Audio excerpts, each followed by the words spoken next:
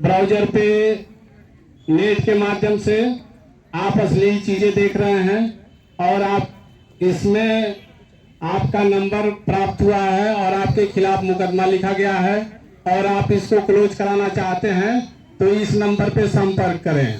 आपको WhatsApp number दिया जाता है और उस पर आप देखिए, अमूमन जनरल सी बात है, सभी लोग यूट्यूब के माध्यम से, फेसबुक के माध्यम से, इंस्टाग्राम के माध्यम से थोड़ी मोड़ी तो लगभग लोग ब्राउजर यूज कर ही लेते हैं। तो इसलिए हर आदमी के पास अगर किसी को फोन कर दिया जाए और ये बात कह लिया जाए तो आदमी अपने आप मान लेगा कि हमारी निगरानी रियल हो रही है, तभी ऐसा बताया जा रहा है। लेकिन कोई रियल निगरानी नहीं रहती है, वो टोटल फर्जी होता है। ये समाज में इस तरह की चीजें चल रही है, इसी आधार पे वो आपको ब्लैकमेल करते हैं। अभी एक डिजिटल अरेस्टिंग का प्रकरण चल रहा था। डिजिटल अरेस्टिंग का मतलब यह है कि जैसे सिंपल सी आपको वीडियो कॉल आएगी या किसी तरह का कॉल आया और उसमें ये बताया जाएगा कि आपका परिवार का या आपका लड़का है, कहीं बाहर रह के पढ़ रहा है, या भाई है या पिताजी हैं, तो उसमें इस तरह की चीजें आती है कि ये रेप के केस में या इस तरह के केस में ये फंस गए हैं। और उनके पास उतना ही नहीं, अगर आप कहेंगे कि ठीक है मेरे बच्चे से बात करा दीजिए, तो उनके पास एक जनरेटेड पहले से रिकॉर्डिंग की हुई एक आवाज की क्लिप होती है, उसमें केवल रोता हुआ सुनाई देगा कि पापा मुझे बचा लो, मैं फंस गया हूं, मुझे बचा लो, जो भी जैसे कह रहे हैं वैसे मान लो। बात उतना ही सुनाया जाएगा जितने से आप एकदम स्पष्ट न हो पाए कि मेरे बच्चे की आवाज थी या नहीं थी। अमूमन देखेंगे कोई भी लड़का रोता होगा तो लगभग आवाज मैच करने लगेगी, तो हर आदमी डर के मारे तुरंत तमाम केस आई है। इस तरह के मामले बहुत आए हैं, इधर भी थोड़ा सा कंट्रोल हुआ है, लेकिन फिर भी बीच बीच में आ रहे हैं। तो इसके लिए हम लोग स्कूलों में और जहाँ जहाँ लोग इकट्ठा हो रहे हैं वहाँ मैक्सिमम हम लोग जागरूकता कार्यक्रम कर रहे हैं, ताकि लोग, अगर एक लोग को मैं जागरूक करूंगा वो 10 लोगों की किया, 10 अगर 5-5 को भी कर देंगे तो इस तरह से एक दिन न एक दिन समाज पूरा जागरूक हो जाएगा और साइबर अपराध से बच सकेगा। साइबर अपराध से बचने का मूल एक ही मंत्र है, जागरूकता। उसके अलावा कोई और तरीका नहीं है। तमाम इस तरह की चीजें आई होंगी कि जैसे पहले लूट होता था, 10,000 की लूट हो गई, 20,000 की लूट हो गई। अभी कुछ दिन पहले देखे होंगे तो लूट का, पहले आज से 5 साल बैक चले जाइए तो जो बड़ी घटना होती थी लूट की होती थी, 50,000 की, 1 लाख की किसी के साथ लूट हो गई। आज क्या हो गया है कि 10-10 लाख, 20-20 लाख, 50-50 लाख का फ्रॉड हो जा रहा है। तो इससे बचने के लिए, ये भी नहीं कि मैं लेक्चर दे रहा हूं तो मेरे ही घर वाले सब बच गए हैं, मेरे भी घर वाले इसके शिकार हो चुके हैं, भले 20 ही हजार गया लेकिन गया।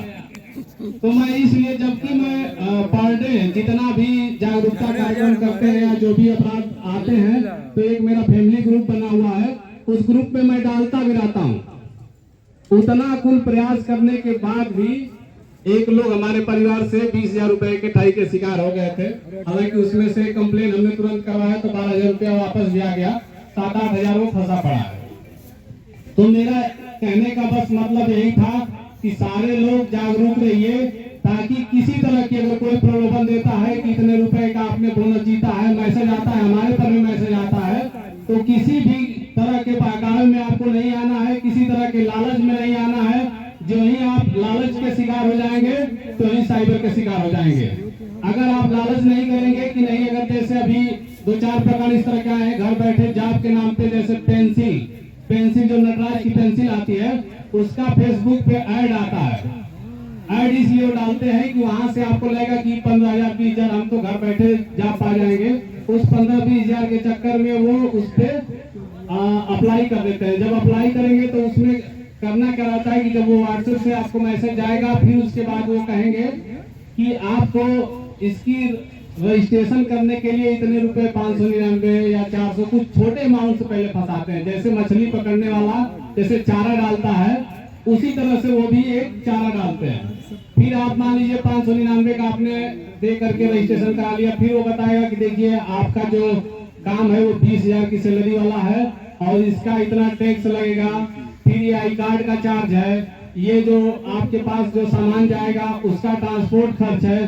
तो इस तरह से धीरे धीरे वो आपको फंसा करके और फिर पैसा लेते जाएंगे, और एक दिन आप जब ज्यादा पैसा दे लेते हैं तब आपको महसूस होता है कि हम तो ठगी के शिकार हो गए। अगर इस तरह की किसी तरह की कोई घटना होती है तो सभी पूरे प्रदेश में, आपके भी जनपद में सभी थानों पे साइबर सेल का गठन कर दिया गया है। चाहे वो जो भी थाना होगा आपके जनपद में, सभी पे साइबर, पहले हेल्प डेस्क चल रहा था, अब साइबर सेल चलता है। और उसके अलावा आपके पूरे जनपद के लिए यहाँ पे पुलिस लाइन, जो इसके जस्ट बगल में पुलिस लाइन है 112 की ऑफिस के ठीक बगल में साइबर क्राइम पुलिस थाना खुला हुआ है। यहाँ पर भी आप अपनी शिकायत कर सकते हैं। सबसे मस्ट ये है कि अगर आपके साथ साइबर फ्रॉड हो जाता है, कोई फाइनेंशियल फ्रॉड हो गया, तो सारे लोग अपने मोबाइल में एक नंबर तो जरूर रख लें, जो साइबर हेल्पलाइन नंबर है 1930 आप रखे रहेंगे तो उस पर आपको कंप्लेन करने जाने की कहीं जरूरत नहीं पड़ेगी। आप तुरंत अपना मोबाइल उठाइए और अपने कंप्लेन स्वयं कर लीजिए। उसमें 1930 पे जब कॉल लगाएंगे तो जैसे 112 पे आपकी कॉल लखनऊ जनरेट होती है, वहां से कोई रिसीव करता है और आपकी समस्या पूछता है, उसी तरह से सेम उसी प्रक्रिया में आपकी कॉल सीधे लखनऊ जाएगी। जो स्टेट नोडल कहे जाते हैं, स्टेट नोडल के पास जाती है। स्टेट नोडल के पास अपनी कंप्लेन को आप दर्ज कराएंगे। उसमें मस्ट 2-3 चीजें जान लीजिए कि क्या मस्ट है। आपकी एक जीमेल आईडी पूछी जाएगी, जो भी आपका ट्रांजैक्शन अमाउंट हुआ, जैसे जितने का फ्रॉड हुआ, मान लीजिए हमारे साथ 15,000 का फ्रॉड हुआ 3 बार में, एक बार 3,000 हो गया, एक बार 7,000 हो गया और एक बार 5,000 हो गया। तो तीनों ट्रांजैक्शन जो होंगे, हमारे तीनों ट्रांजैक्शनों का आपको हर ट्रांजैक्शन पे यूटीआर नंबर जनरेट होता है, जिसको यूटीआर या आरआर नंबर बोलते हैं, जो 12 डिजिट का होता है। तो इस तरह की चीजों को पूछा जाएगा, वही आपको बताना है। अगर आपने ट्रांजैक्शन नंबर सही नहीं बताया तो फिर आपकी कंप्लेन तो दर्ज होगी, लेकिन पैसा होल्ड नहीं हो पाएगा। तो आपको ये चीजें ध्यान देनी है कि आप जो भी 1930 पे कंप्लेन करेंगे, साइबर फ्रॉड से संबंधित जो साइबर हेल्पलाइन नंबर है, उस पे आप कंप्लेन करेंगे तो उस कंप्लेन पे आपको ट्रांजैक्शन नंबर और अमाउंट वही रियल बताना है, वही आपका मस्ट है। अगर वो आपने बता दिया तो फिर आप उसमें जो एक मैसेज आएगा आपके मोबाइल पे, जिसको रहेगा कि कंप्लेन को फिलअप करिए, सबमिट कर दीजिए। अगर सबमिट नहीं भी करते हैं, आपने ट्रांजैक्शन नंबर सही बता दिया है, तब भी वो कंप्लेन आपकी लखनऊ से हमारे यहाँ आ जाएगी।